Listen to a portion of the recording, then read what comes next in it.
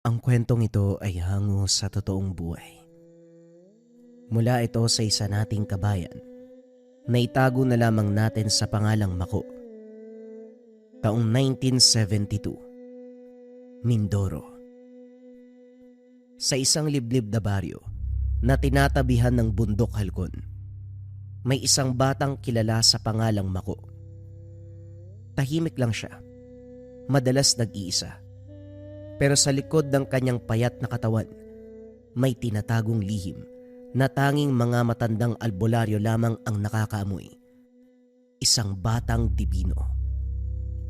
Sa murang edad, nakakayang magpagana ni Mako ng mga orasyon, dasal sa hangin, bulong sa dahon, pero hindi yon ang tunay na nagpapalakas sa kanya. Sa gabi kapag lumalim ang dilim at bumagsak ang hamog, lumilitaw sa kanyang tabi ang nilalang na tanging siya lang ang nakakakita. Isang diwata ng kidlat na nagngangalang Anitan. Ang alagad ng unos, tagapagpadala ng kuryente ng langit. Si Anitan ang gabay niya. Hindi siya ang tipikal na magandang diwata. Ang balat niya ay kulay abo, parang ulap, bago umulan. Ang matay kumikislap na tila kidlat na humihiwas sa langit. Tuwing magsasalita siya, kumakalansing ang hangin at parang nagiinit ang lupa sa paligid niya. Pero sa harapan ni Mako, malumanay si Anitan. Siya ang nagbigay sa bata ng unang mutya ng pangil ng kidlat. Pero hindi ito isang tipikal na mutya ng pangil ng kidlat. Sa kadahilan ng isa itong maliit na bato na parang naglalaman ng kumukulong liwanag. Kapag hawak ni Mako, mabilis ang tibok ng kanyang puso. Mas matalas ang kanyang pandinig. At ang kanyang balat, dumadampi ang banayad na kuryente. Hindi lahat ng may anting-anting pinagpapala. Pero ikaw, Mako, ikaw ang pinili. Mula noon, nasangkot ang bata sa mga kakaibang pangyayari. Mga nawawalang hayop, mga nilalang na gumagala sa gubat tuwing kabilugan ng buwan, at mga aninong sumusubok agawin ang kanyang mutya. Pero hindi siya nag-iisa. Sa likod niya, sa bawat akbang, ang gabay na Anitan ang nagbabantay sa kanya. Bago naging antingero si Mako, isa lang siyang ordinaryong bata, namumulot ng kahoy sa paanan ng kabundukan ng Amyong. 10 taong gulang siya noon. Payat, walang kapatid, at palaging iniiwan ng ina sa baryo para magbenta ng gulay. Habang siya naman ay gubat ang kalaro. May isang lugar sa bundok na palaging pinagbabawalan ang mga bata, ang bangkaan sa kuweba. Isang malaking bitak na parang bibig na nakanganga sa pagitan ng 2 batong naputol ng kidlat. Ayon sa matatanda, doon bumabagsak ang galit ng langit. Hanggang sa sumapit ang isang hapon, napadpad si Mako sa lugar dahil hinabol niya ang nawawalang kalabaw ng kapitbahay. Sa bawat hakbang niya papalapit, mas lumalamig ang hangin kahit terik ang araw. May mga ibong lumilipad palayo. Pero tahimik ang paligid, kahit ang mga dahon ay parang natatakot na gumalaw. Pagdating niya sa dulo, nakatayo ang kalabaw sa harap ng bunganga ng kuweba. Nanginginig. Nang lapitan niya ito, isang matinding kidlat ang bumulusok mula sa ulap, pababa mismo sa bunganga ng kuweba. Pero walang tunog na sumabog, na parabang kinain ng lupa ang tunog nito. Ang buong paligid ay kumislap. Si Mako ay napatras, pero hindi siya natamaan.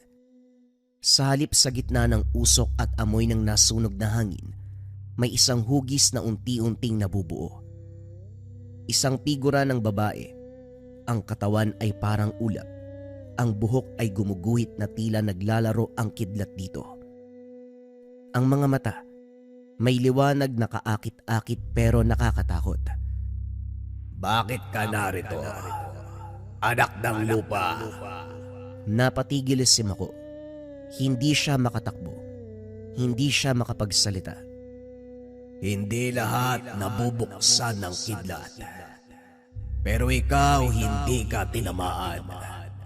Ibig sabihin tinanggap ka. Doon niya lang nalaman na ang kanyang dibdib ay malamig. Pero ang kanyang mga kamay ay parang may kuryenteng gumagapang. Ako si Anitan, bantay ng isang mutya. Alagad ng unos. At ikaw, ipinanganak na may butil ng tapang. Lumapit ang figura. Hindi siya lumulutang. Parang ang hangin mismo ang nagdadala sa kanya. Inabot niya ang isang maliit na buto. Kulay abo.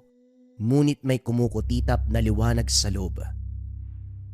Pangil ng kidlat. Ito ang lagusan ng aking tinig. Tanggapin mo kung kaya mo ang bigat ng langit. Hindi alam ni Mako kung bakit, pero inabot niya ang kamay. Nang dumampi ang mutya, may dumaloy na init at lamig. At sa loob ng isang iglap, parang nakita niya ang buong bundok. Ang mga ugat ng puno, ang daloy ng hangin. At mula noon, nakarinig siya ng boses tuwing tatama ang hangin sa kanyang tenga. Hindi nakakatakot, kundi parang nagbabantay. Simula ngayon, kung tatawagin mo ko sa ngalan ng kidlat at orasyon ng hangin, ako ay darating. Nang humupa ang liwanag, ang kalabaw ay tumakbo pauwi. Si Mako ay naiwan na may hawak na mutya. Hindi maipinta ang muka dahil sa gulat sa lahat ng mga nangyari. Lingid sa kalaman ni Mako na ito na ang simula ng kanyang pagsubok bilang isang dibino. Pagbalik ni Mako mula sa bangkaan na kuweba, nakita niyang nag-aagaw ang liwanag at dilim. Paglabas niya sa kuweba, ang mga ibong kalaw na dati maingay sa dapit hapon ay biglang tumahimik. Ang hangin ay parang may dalang banta. Sa baryo, napansin ng mga matatanda. Nararamdaman ko may nabuksang lagusan. Bulong ng isang albularyo habang nakatingin sa direksyon ng bundok Amiyong.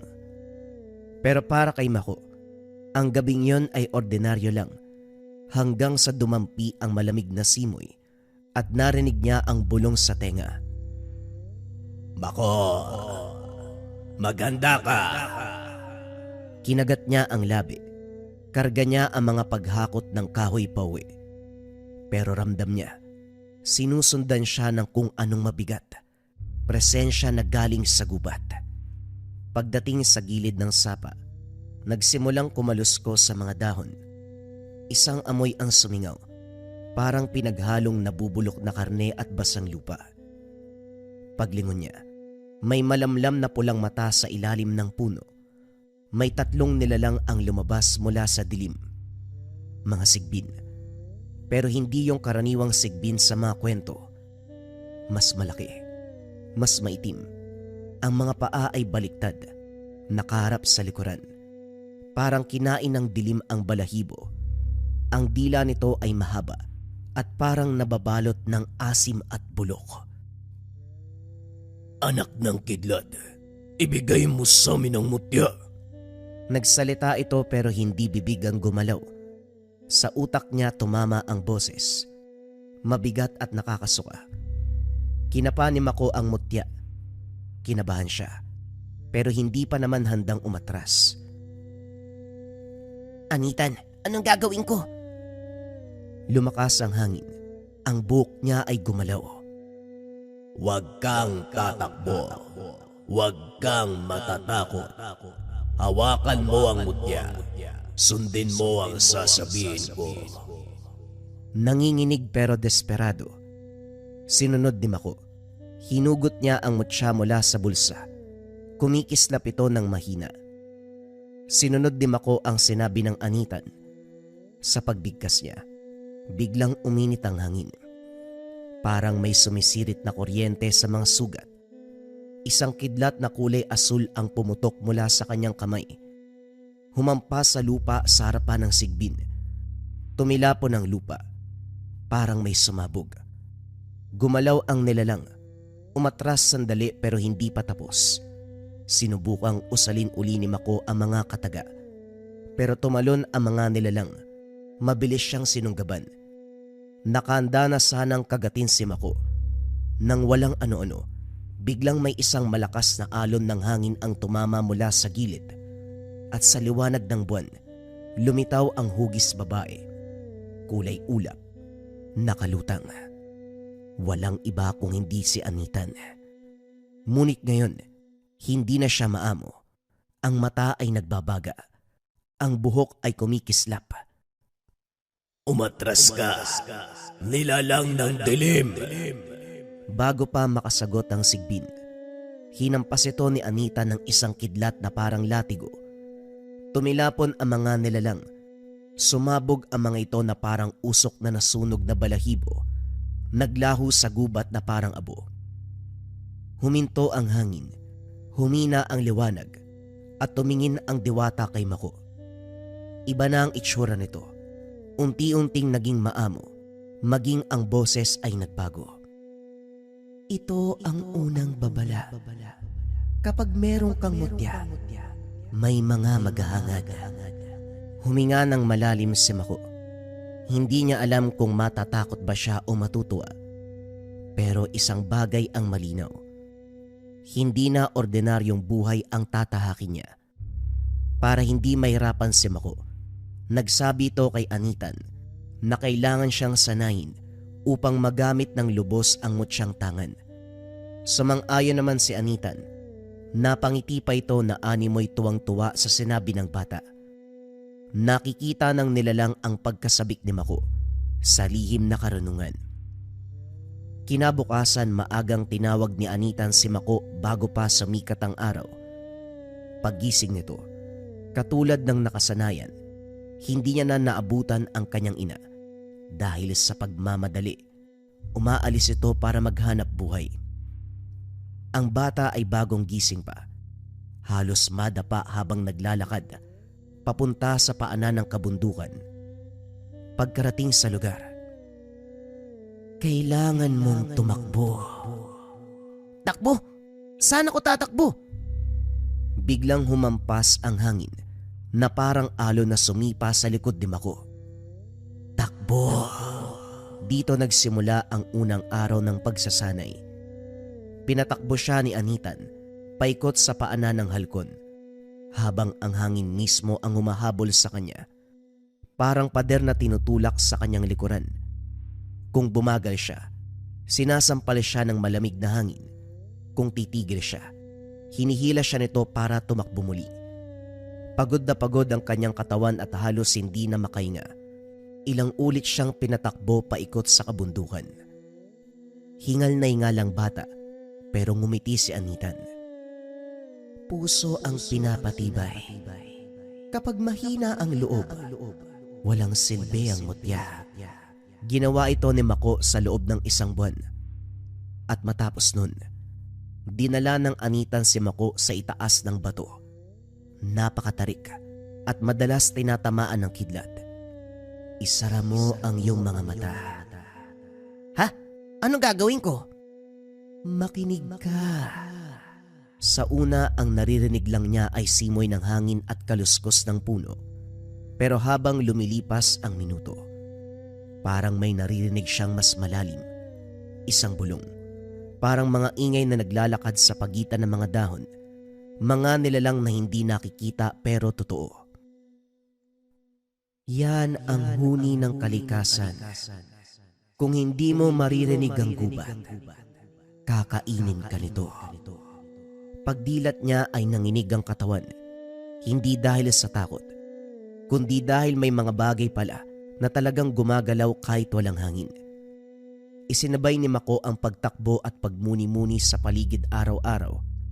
Nang matapos ito ni Mako, dumating na ang pangatlong pagsasanay. Ito na ang araw na halos ikamatay niya. Hinawakan niya ang mutya ng kidlat at pinaikot niya sa palad. Ngayon subukan mong pasunurin ang kidlat nang hindi ka napapasok. Pero paano kung... Sumirit ang kidlat mula sa mutya. Kumalat sa braso niya. Napaupo siya sa lupa. Umusok pa ang buhok niya sa gilid. Hindi ko kaya! Hindi pa siya tapos magsalita nang biglang kumawala ang anitan mula sa likod niya at hinawakan ang kanyang balikat. Ulitin mo. Pero, ulitin mo. Nilunok ni Mako ang kaba. Hinawakan muli ang mutya. Umilaw ito at nag-init habang papalapit ang kidlat kung saan siya palaging napapaso. Huminga ka muna. Isang dasal sa isip. Sabayan mo ng paglalakbay ng tibok ng puso. Kinain niya ang sakit at sa unang pagkakataon, kinaya niyang pigilan ang pagdaloy ng kuryente. Hindi perpekto. Nanginginig pa rin ang kamay niya pero hindi siya nadapa. Tumango ang anitan. Yan na ang simula. Ang kidlat ay hindi sumusunod sa mahina. Sa gabi inakyat nila ang mataas na bahagi ng kabundukan. Sa buong langit ay tinakpan ng makapal na ulap tulad ng kumot ng bagyo. Doon, pinatayo si Mako sa gitna ng isang bilog na bato. Nag-utos si anitan. Gawin mo ang unang orasyon. Mabagal pero malinaw na binigkas ni Mako ang dasal na itinuro ng diwata. Sa ngalan ng hangin, sa anino ng kulog, buksan ang mata ng kalangitan at lakasan ang kalooban. Pumula ang mga ulap, umikot ang hangin, at mula sa ibabaw ay parang bumukas ang isang mata ng bagyo. Yan. Ito ang tanda na kinikilala ka ng langit. Sa huling bahagi ng pagsasanay, binigyan siya ni Anita ng isang tanong. Handa ka bang ipagtanggol ang iyong baryo kahit kapalit ang buhay mo? Hindi mabilis ang sagot ni Mako, pero malinaw. Kung hindi ako ang gagawa, edi sino? Napangiti si Anitan. Hindi malambing, hindi mapanlinlang, kundi parang may bahid ng paggalang. Kung ganon, simula ngayon hindi ka na normal. Isa kang anak ng kidlat. At sa sandaling yun, bumagsak ang isang manipis sa kidlat sa kanyang balikat. Ganon na lamang ang pagkagulat ni Mako nang tumama ito sa balat niya at hindi masakit. Yan ang basbas ng kidlat. Humayo ka at gawin mo ang nararapat. Timbangin ang dapat timbangin. Kapag kailangan mo ko, ako ay darating. Huwag kang mag-alala dahil palagi akong nagbabantay. Matapos ang isang taong pagsasanay, nagpasya si Mako na bumaba mula sa bundok. Hindi upang mamasyal, kundi upang tignan ang kasalukuyang sitwasyon ng kanilang lugar. Hapon siya nang umalis papuntang baryo. Parang normal lang ang paligid. May mga batang naglalaro. May amoy ng nilutong kanin at ang araw ay dahan-dahang lumubog. Pero sa kabilang banda, may nararamdaman si Mako na kakaiba. Kirot na parang kumakagat sa hangin. Biglang huminto ang mutya sa kanyang dibdib. Hindi ito umiinit, kundi nanigas. Huminto ka. May humahawak sa daloy ng lupa. Sa dulo ng daan, may isang taong nakatayo sa tabi ng alon. Lalaki, payat, nakabalabal ng kupas na itim. Ang ulo ay bahagyang nakayuko, pero ang anino niya, hindi tugma sa katawan. Humahaba ito. Kusa itong gumagalaw na parang may sariling buhay. Ikaw ang bata na may dalang kulog. Buong buo ang tinig na parabang nanggagaling sa ilalim ng lupa. Ang aga mong napili. Tumigil si Mako pero hindi siya umatras. Alam kong hindi ka taga rito. Mas matatag ang boses niya kaysa sa inaasahan. Napangiti ang lalaki, ngunit ang ngiti ay bitak-bitak. Parang hindi sanay ang muka sa ganong galaw. Kalahati lang ang natira sa akin. Ang iba ay nasa hukay na. Biglang umikot ang hangin sa paligid ng balon. May gumapang na mga insektong itim palabas ng bitak na lupa. Mga ipis, alupihan, uod, nagsama-sama na parang iisang katawan. Isa siyang mangkukulam, pumapaloob sa isang proseso para tumanggap ng basbas mula sa demonyong kanyang sinasamba. Basbas? Anong basbas? Basbas ng pagiging isang purong mambabarang. Pero hindi pa buo. Wala pa ang buong proseso. Pero sapat na upang pumatay. Gusto ko lang makita kung totoo bang bumalik ang anitan o kwento lang ng matatanda. Wika ng mangkukulam. Bumigat ang hangin. Parang hinihila pababa ang mga paa ni Mako. Anitan. Anitan. Hindi kagad sumagot ang gabay. Sa halip, ang mutya ang unang umilaw na parabang nagbibigay ng babala. Ikaw rin. Batang dibino. Wika ng mangkukulam sabay pitik ng daliri. Sumabog ang lupa sa likod ni Mako. May lumabas na itim na kamay. Puro sugat at insekto. Pilit humahawak sa kanyang paa. Napaigik si Mako pero hindi siya sumigaw. Ngayon, ipakita mo sa kanya kung bakit ikaw ang pinili. Hinawakan ni Mako ang mutya. Binigkas ang orasyon na binigay ng anitan sa kanya. Sa ngalan ng hangin, sa mata ng kulog, palayain mo ang lupa. Sumabog ang hangin. May isang puwersang tumangay sa mga insekto. Nasira ang itim na kamay. Ibinagsak ang mangkukulam sa tabi ng balon. Hindi pa buo, pero nararamdaman ko na. Kapag natapos ang kalahati ay babalikan kita. Wika ng mangkukulam habang duguan ang labi. Biglang lumubog ang anino niya sa lupa, parang hinigop ng sariling sumpa. Tumahimik ang lugar na parabang walang nangyari. Pero sa dibdib ni Mako, mabigat ang mutya. Matapos noon hindi kagad nakagalaw si Mako. Para siyang tinigal po ora mismo. Hindi to makagalaw sa kanyang kinakatayuan. Napaisip si Mako ng malalim. Bakit kaya wala man lang albularyo na nakapansin sa taong yun? Akmang papauwi na sana si Mako nang biglang nakasalubong niya ang isang kaibigan. Nagmamadali ito habang naglalakad. Kinausap niya ito. Tinanong kung ano ang dahilan ng pagmamadali. Yung lolo beryong ko, pati yung iba pang mga albularyo, kasalukuyang ginagamot ng kapwa nila manggagamot. Ha? Bakit naman, anong nangyari? Puntaan mo na lang dun. May kukunin lang ako sa bahay ng lolo ko. Patakbong pumunta si Mako sa bahay kung saan ginagamot ang mga albularyo. Pagkarating sa lugar, nakita niya ang kalunos-lunos na kalagayan ng mga albularyo. Napamura si Mako dahil sa sinapit na mga albularyo. Nagtanong siya kung ano ang naganap. O Mako, matagal din tayong hindi nakita. Inatake ni Fernan ang mga kapwa ko albularyo ng walang awa. Walang kaalam-alam ang lahat. Nakipagkasundo si Fernan sa isang demonyo, kapalit ang kapangyarihan. Ho? Sino po si Fernan?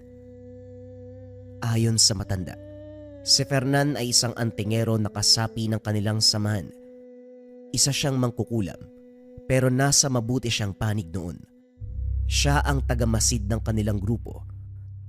Hanggang sa isang araw, may nakilala itong matandang babae na nilason ang kanyang isipan. Inalok siya ng higit na kapangyarihan. Sumang-ayon naman ito. Huli na nang malaman namin na nag-aaral pala ito ng pambabarang at ito ang kinalabasan. Binalutan niya ng sumpa ang mga kasama ko. Sa palagay ko, nakita ko na si Fernan. makaharap mo siya? Saan at papano? Pinaliwanag ni Mako ang nangyari. Dagdag pa ng matanda na hindi niya kakayanin ang pakikipagharap kay Fernan at ang paggamot sa kanyang mga kasama. Nagpresenta si Mako na tumulong. Napansin ng matanda ang kakaibang presensya ni Mako habang nakatingin ito sa bata. Hindi mawari ng matanda pero nakaramdam siya. Panatag habang kinakausap niya si Mako. Sa isang kisap mata, napansin ng matanda ang biglang pag-iba ng kulay ng mga mata ni Mako. Naging kulay asul. Doon napagtanto ng matanda. Nag-iba si Mako nung una niya itong makita. Hindi man ikaw ang kausap ko ngayon, pero alam kong nakikinig ka. Bulong ni Tandang Rafael. Tumigil ang hangin sa paligid. Ang mga dahon sa lupa ay hindi gumalaw. Sa likod ng mga mata ni Mako, may kumurap na liwanag na parang kidlat. Hindi ko aagawin ng bata at hindi ko rin siya gagamitin. Sandaling tumagal ang katahimikan. Pagkatapos muling bumalik sa normal ang kulay ng mga mata ni Mako. Napakurap siya. Pasensya na po kayo, Tandang Rafael. Minsan po kasi kusa na lang ako nawawala sa sarili. Ganyan talaga kapag may gabay ka. Hindi ka palaging ikaw. Umupo ang matanda sa bangkuan. Nararamdaman ko ang langit sa paligid mo. Saglit na tumahimik si Mako. Tumayo siya at inilabas mula sa bulsa ang isang maliit na lumang palaspas na may ukit ng ulap at kulog. Ipinakita ni Mako ang gamit niya sa matanda. Ganun na lamang ang pagkagulat nito dahil alam niya ang patungkol sa maalamat na anitan. Mabaging langit, saan mo nakuha yan? Pinaliwanag ni Mako kung paano niya ito nakuha at kung anong hirap ang kanyang ginawa sa ilalim ng pagsasanay sa kanyang gabay. Napahinga ng malalim at napailing ang matanda dahil sa gulat sa kanyang nakita. Hindi man masabi ng matanda pero alam ni Mako, kinakailangan nito ng tulong niya. Hayaan niyo po na tulungan ko kayo. O siya, sige. Hindi ko naman to makakaya mag-isa. Aminin ko man o hindi, talagang kailangan ko ng tulong. Tumulong si Mako sa panggagamot sa mga albularyo at sa ilang araw niya napagpirme sa bahay kubo kung saan nakaratay ang mga albularyo. Unti-unting naging mabuti ang kalagayan nila sa tulong na din ng anitan na gabay ni Mako. Kasama sa pagsasanay ni Mako, ang pagbibigay ng anitan ng kaalaman patungkol sa mga ordinaryong kaalaman, mga usal na kinakailangan para maputol ang sumpa. Sa bawat araw na dumaraan, nagiging mabuti na ang lagay ng mga albularyo. Isang hapon habang pabalik na si Mako sa kubo, nakaramdam siya ng kakaibang lamig sa paligid. Hindi to malamig na simoy ng hangin, kundi parang bumabagsak na anino mula sa kalangitan. Tumigil siya at humarap sa bundok. Ramdam ang presensya ng anitan sa loob niya. Malapit nang maabot ni Fernan ang ganap na kapangyarihan ng mambabarang at mangkukulam. Napatingin si Mako sa kanyang gamit. Ganap? Ibig sabihin, lahat ng natutunan ko, pwede ko nang magamit? Oo. Hindi lamang kalahating mambabarang ang kalaban mo ngayon. Makukumpleto niya na ang sariling sumpa at kapangyarihan. Napangiti si Mako. Unti-unti nang kumakawala. Masusubukan niya na ang lahat ng natutunan. Pero hindi lang ito laban ng lakas, kundi laban din ng puso. Huminga ng malalim si Mako. Ramdam ang init at lamig ng mutya sa dibdib. Ang hangin sa paligid. Ang pakiramdam ng lupa sa ilalim ng paa. Tama. Handa na po ako. Sa unang pagkakataon, naramdaman niya na ang pagsasanay magiging kapaki-pakinabang. Hindi na lang ito simpleng aral. Ito na ang pagkakataon na mailalapat niya ang lahat para harapin si Fernan at ang kanyang ganap na kapangyarihan. Sa dapit hapon, habang ang mga ulap ay dahan-dahang nagdidilim, nakatayo si Mako sa gitna ng daan. Hindi lamang bilang bata o antingero, kundi bilang batang handa na subukan at ipakita ang lahat ng natutunan. Sa una, wala namang kakaiba. May mga kuliglig na nagsimulang tumunog. May usok ng hapunan mula sa mga bahay, parang ordinaryong gabi. Ngunit may isang bagay na hindi tama. Huminto ang mutya sa dibdib ni Mako sa pagtibok. "Anitan? Anitan?"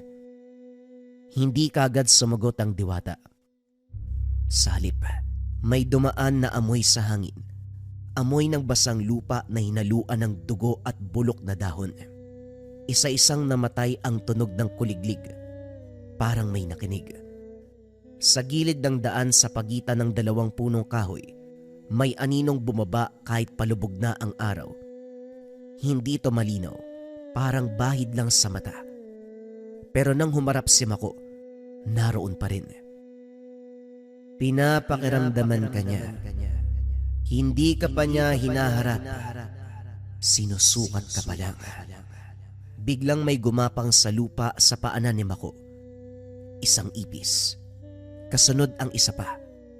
Naroon din ang alupian. Hindi sila lumalapit. Umiikot lang sa kanya. "Fernan, alam kong nandyan ka." Sa hindi kalayuan mula sa direksyon ng balon, may umalingaw-ngaw na tawa. Mahina, basag, at parang nanggagaling sa ilalim ng lupa. Mabilis kang lumaki, bata. Hindi malinaw kung narinig ito sa tenga o sa isipan, pero ramdam ni Mako ang bigat sa sikmura. "Huwag kang gagalaw. Kung magpapakita ka ng takot ay lalapit siya." Biglang dumaan ang malamig na hangin sa likod ni Mako. Nanindig ang balahibo niya. Sa lupa ay may lumitaw na maliit na ukit, parang ginuhit na kuko. Hugis simbolo na minsan niya nang nakita sa kanyang pagsasanay sa anitan. "Isang barang? Ibig sabihin nga, nakumpleto niya na." Huminga ng malalim si Mako. Sa halip na umatras, inilabas niya ang palaspas at marahang itinukod sa lupa. Ilang sandali lang ay naghiwalay-hiwalay ang mga insekto, naglaho sa kadiliman. Humaba panandalian ang anino bago tuluyang maglaho.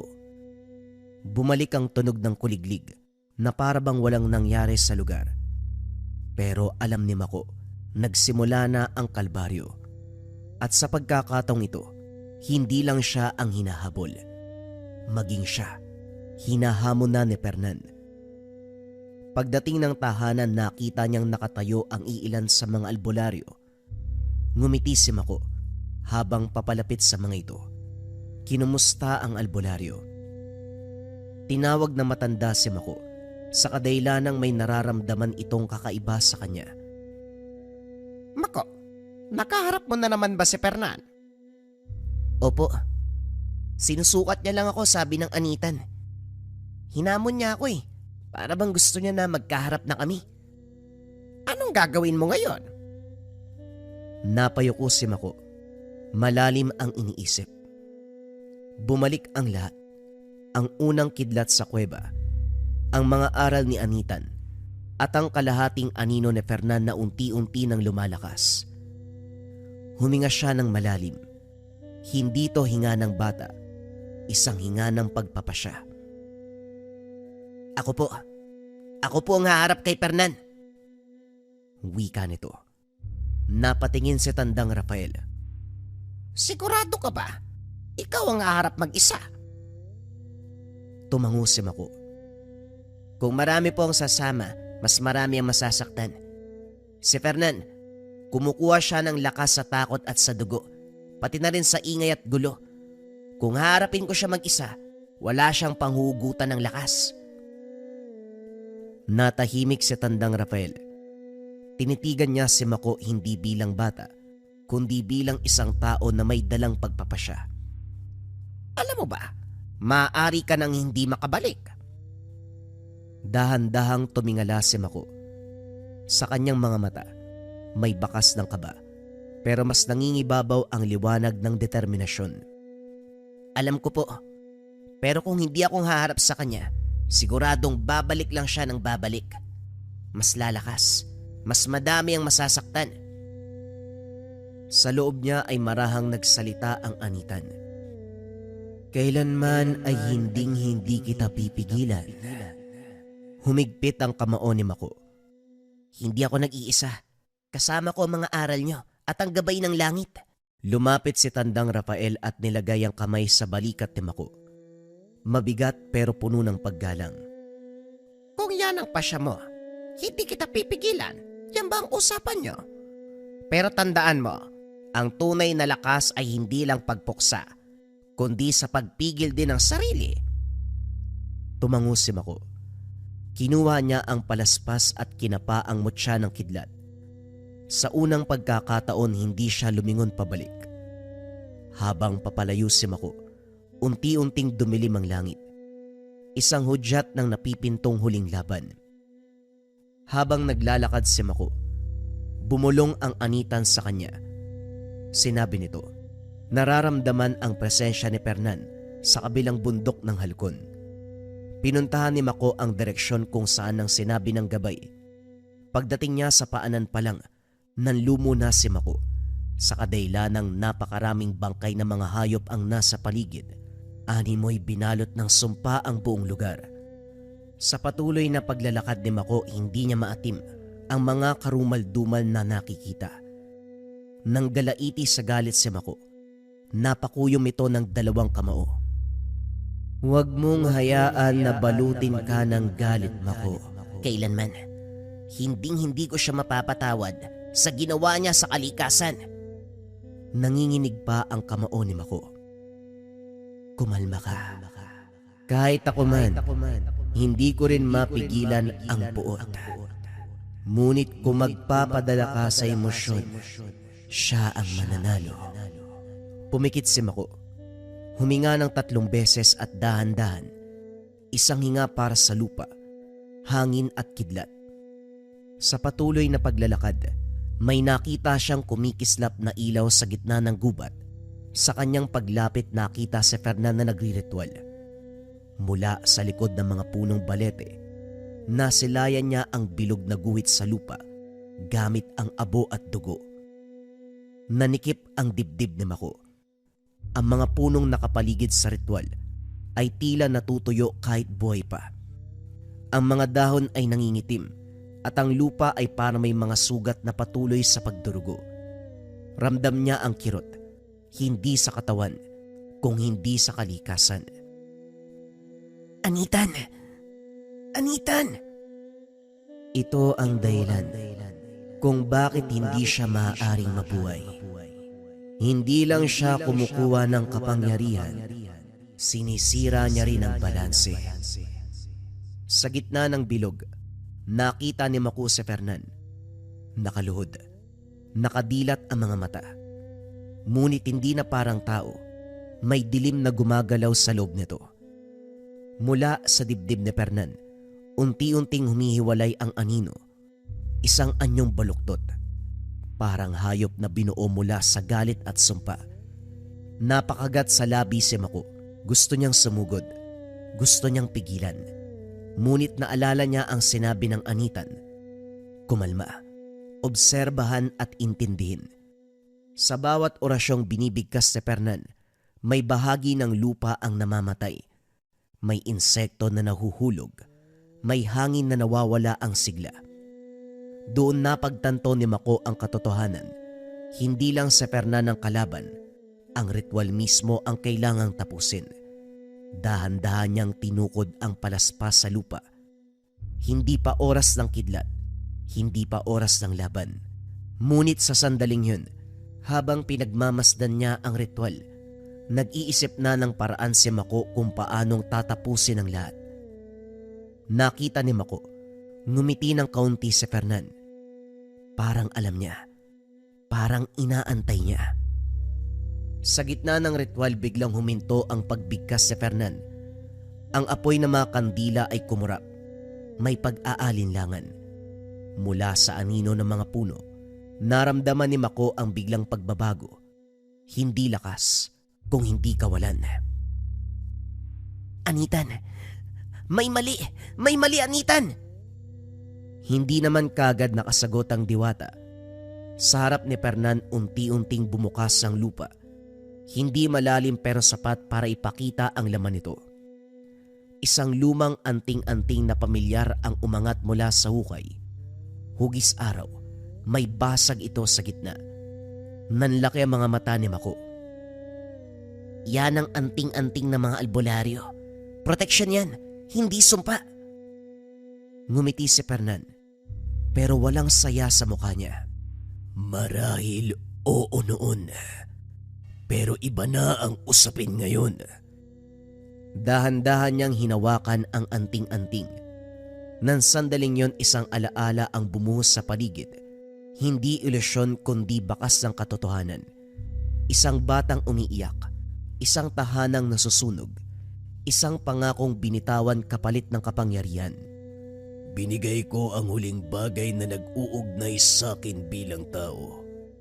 Hindi dugo ng iba, kundi dugo ng sarili kong pagkatao.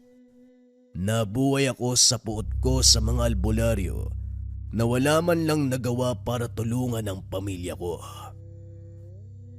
Naramdaman ni Mako ang bigat sa sinabi nito. Kung ganon, wala ka nang babalikan? Wala na akong babalikan. Kaya nga buo na ako.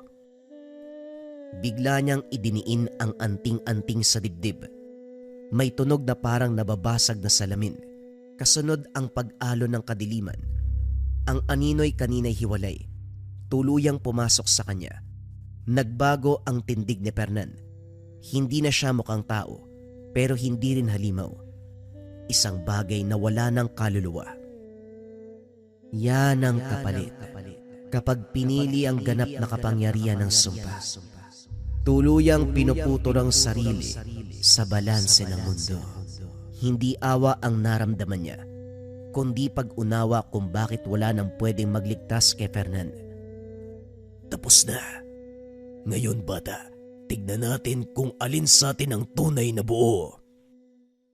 Uminit ang mutya ni Mako. Kumidlat ang langit sa malayo, hindi bilang babala kung hindi pagtugon. At sa sandaling yon, alam ni Mako, ang susunod na hakbang ay hindi na pagputol ng ritual, kundi pagharap sa isang nilalang na isinuko na ang pagiging tao. Tumahimik ang paligid. Sa pagitan nila ang lupa ay basag-basag, parang sugat na hindi naghihilom. Magkatapat si Mako at Fernan. Hindi na nagsalita si Fernan. Hindi niya na kailangan. Ang dilim sa paligid ang unang gumalaw. Mga aninong parang usok na may hugis sa mga kamay. Lahat ng ito ay gumagapang sa lupa. Huminga ng malalim si Mako. Hindi siya umatras. Ngayon wag mo kong sandalan. Tumayo ka. Tumango si Mako. Idinampi ni Mako ang mutya sa lupa. Uminit ang mutya. Sa unang galaw pa lang ni Fernan bumulusok ang sumpa. Isang alon ng itim na enerhiya na may kasamang bulong ng galit at puot. Hindi sumigaw si Mako. Itinaas niya ang kamay. Eto na! Kidlat! Isang bugaw na liwanag ang kumalas mula sa kanyang palad. Sinalubong ang sumpa. Sa pagtama nila, nayanig ang lupa. Naputol ang ilang sanga. Nagliyab sandali ang hangin. Pareho silang napatras. Si Mako ay napaluhod. Dumugo ang gilid ng labi. Si Fernan ay napatras ng ilang hakbang. May itim na bitak ang balikat. Parang nabasag sa loob niya. Sumaglit ang katahimikan. Ngumiti si Fernan. Hindi panunuya kung hindi pagkilala. Hindi ka na nga bata, pero hindi ka pa rin sapat. Tumayo si Mako. Pinunasan ang dugo sa labi. Masakit ang katawan pero buo ang tindig. Hindi ko kailangan maging sapat ngayon. Kailangan ko lang patunayan na kaya kong tumayo. Sa loob niya tahimik si Anitan. Hindi dahil walang sasabihin, kundi dahil hindi niya na kailangan magsalita pa. Biglang gumalaw muli ang sumpa ni Fernan. Muling kumislap ang kidlat ni Mako.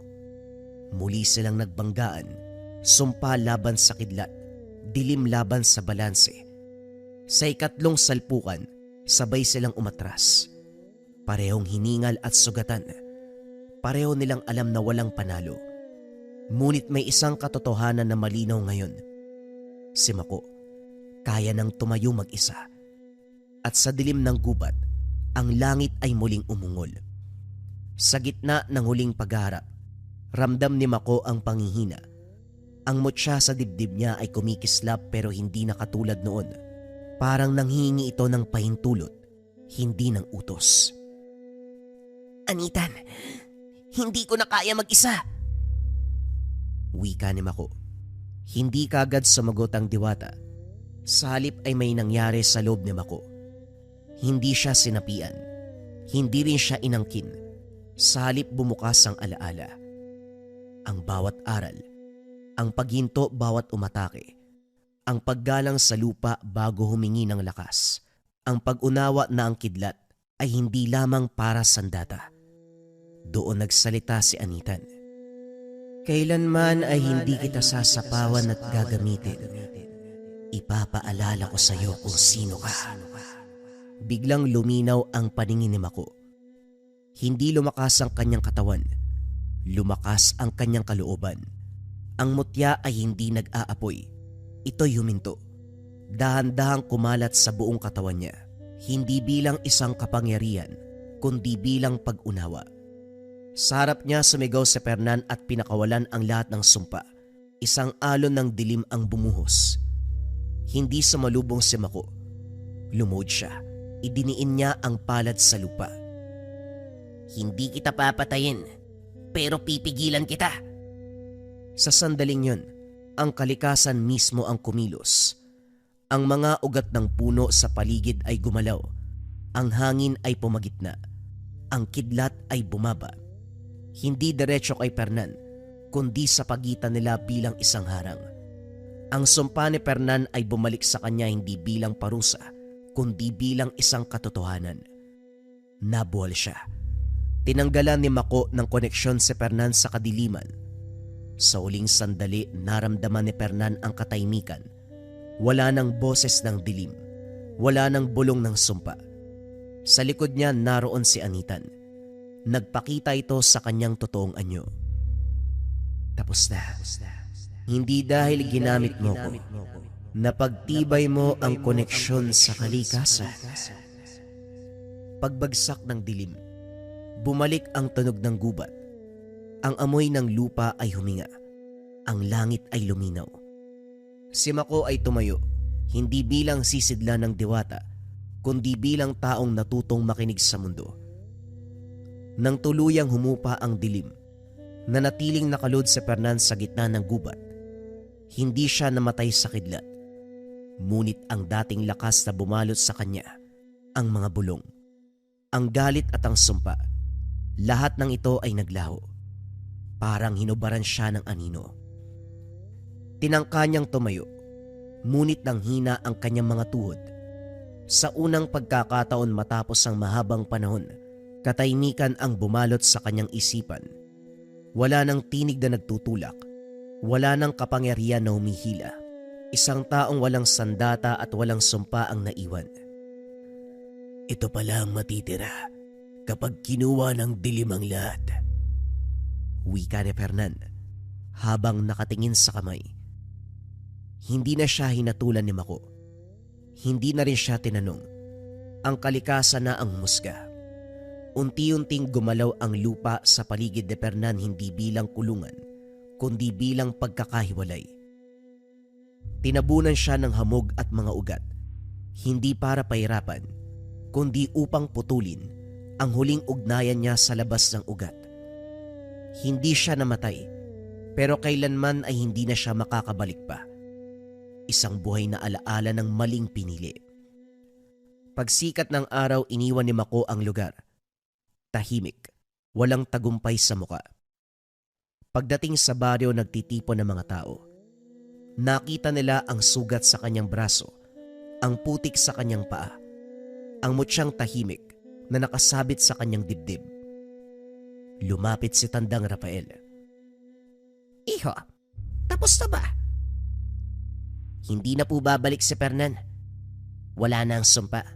Wala na ang barang. Patay na ba siya? Mas mabigat pa dun yung kapalaran niya eh. Nagkatinginan ang mga matatanda.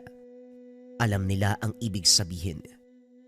Habang papalubog ang araw, bumalik si Mako sa kanyang bahay. Umupo siya sa hagdan, pagod at tahimik. Sa loob niya marahang nagsalita si Anitan. Ginawa mo lang ang dapat mangyari. Ngumiti si Mako. Bahagyang ngiti. Hindi ko po siya tinalo. Pinatigil ko lang. Sa baryo ay muling naging payapa. Sa gabi ay wala nang bulong ng sumpa. Alam ng lahat. May isang batang umalis bilang antingero at bumalik bilang tagapagbantay ng balanse o mas kinilala sa katawagan, si Mako, ang Batang Tipino. Kabayan, tignan nyo to. Basahin natin yung comment ni Annie. Maganda po itong bracelet, suot ko palagi. Noon hindi ako makatulog, ngayon okay na po ako. Okay na yung tulog niya, gumana ang katawan niya. Siguro gusto niyang sabihin, nahirapan siya matulog noon. Then pag suot niya nitong Marahuyo bracelet, naging maayos na yung tulog niya. Napakaraming kabayan natin yung nagpapatotoo dito sa Marahuyo. Pag pumapatungkol doon sa nahihirapan silang matulog sa gabi, yung may mga pangangati sa katawan, yung mga ginagambala. Pagdating ng Marahuyo, nakapagpahinga na sila ng payapa. At higit sa lahat mga kabayan, huwag niyong kakalimutan yung kwento natin, yung nagpatotoo during live stream. Pagkasuot nila ng Marahuyo bracelet, narebueltahan kaagad yung mangkukulam na ospital yun ang gagambala sa kanila. Ang bisa kasi ng Marahuyo, depensa espiritual kontra sa lahat ng uri ng sumpa, kontra sa lahat ng negative energy, plus nandito rin yung tinatawag natin na rebuelta. Kung ano man yung sumpa na ibinigay sa inyo, ibinabalik doon sa taong nagbigay. Yan ang bisa ng Marahuyo. Pili na lang kayo ng kulay at design na gusto ninyo. We have 2 sizes available, small and regular. Paki-check kung merong yellow basket. If ever walang yellow basket, paki-search lang Marahuyo bracelet Lekha merchandise. Doon kayo kukuha sa merong 19,000 sold or 20,000 sold. Kasi yun yung legit. Yun lang mga kabayan ko, maraming salamat. Kabayan ko, maraming salamat. Kabayan ko, maraming salamat. Kabayan ko, maraming salamat. Kabayan ko, maraming salamat. Kabayan ko, maraming salamat.